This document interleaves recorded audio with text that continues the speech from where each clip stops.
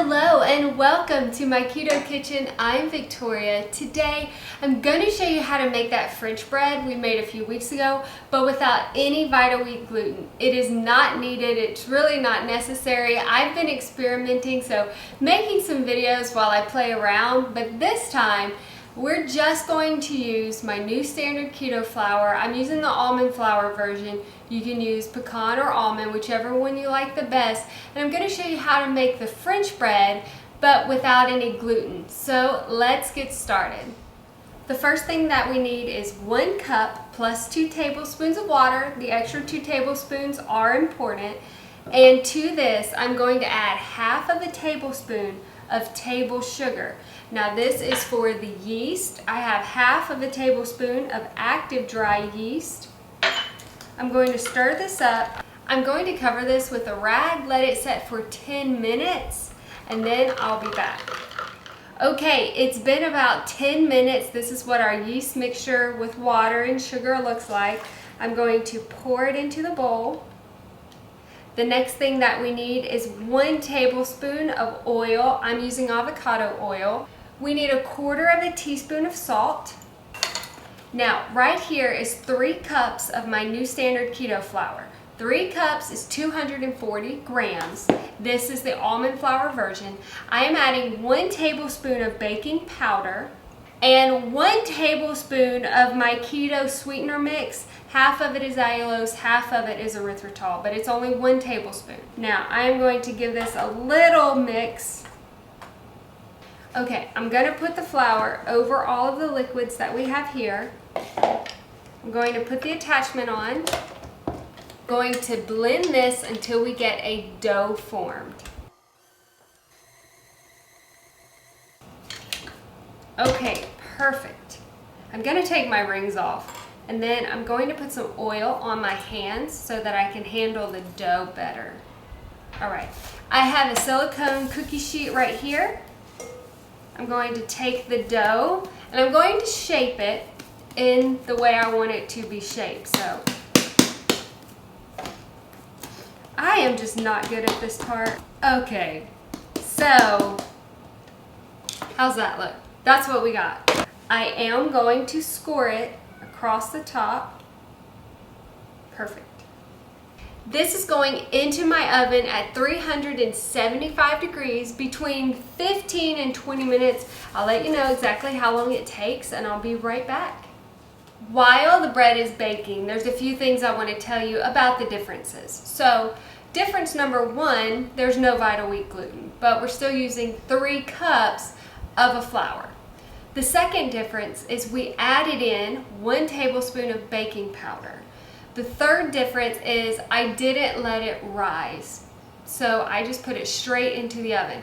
The yeast is still giving it the yeasty flavor. However, it's the baking powder that's actually going to rise this bread, not the yeast. The yeast in this case is just going to make it taste good. Those are some differences that I wanted you to know.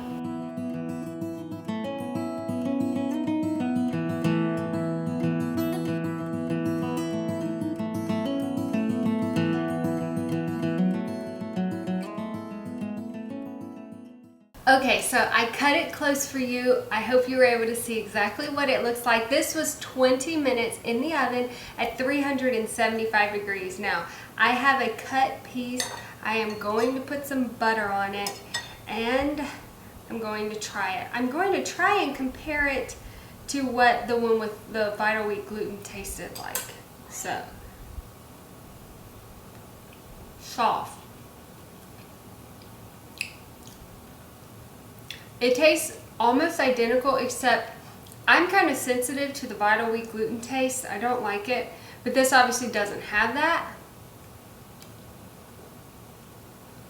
This is really good. I like this one better than the other one. The other one was good, but if I can not have Vital Wheat gluten and not have that earthy taste, I'll take it. Okay, let's see.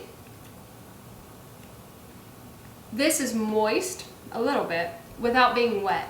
It's not wet. Oh yeah, this is really good. Okay, so once you get it out of the oven, it's going to be steaming. You can cut into it like I did, but you will feel some moisture on the inside, just like any bread that you pull out of the oven that is steaming. So let it cool, then cut into it, or cut into it, let it sit out, and it'll look just like this, like just a good dry piece of bread. I love this new flour mixture. I'm pretty sure there's nothing that this cannot do. Okay, so remember, this still has a thud, but the crust on this one, there's still a little bit of a chew, but it's not as hard. Like, that's the crust. It's good. There's still a tear to it. It's not as, like, I don't know. No, it wasn't rubbery. It just had like a serious tear to it. This is stiff, but the inside and the outside is a little bit softer. I'm gonna have some more real quick. I love buttered bread, buttered toast. It tastes wonderful. Wonderful. I mean, it just tastes great. It just tastes like bread. I like this recipe better than the one with the Vital Wheat gluten. If you use almond flour, the recipe, this would be about 6 carbs per the entire loaf. If you use pecan flour, it's going to be like no carbs for the entire loaf. This is really delicious. It really is. If you make this, let me know. This is delicious. Please make this. I want to know what you think about it. Let it cool. Make sure you're using the new standard keto flour, not my perfected keto flour. Be sure to follow the recipe and the ingredients as per the video. If you make it, please let us know. If you're not subscribed, please subscribe. And you have a blessed day.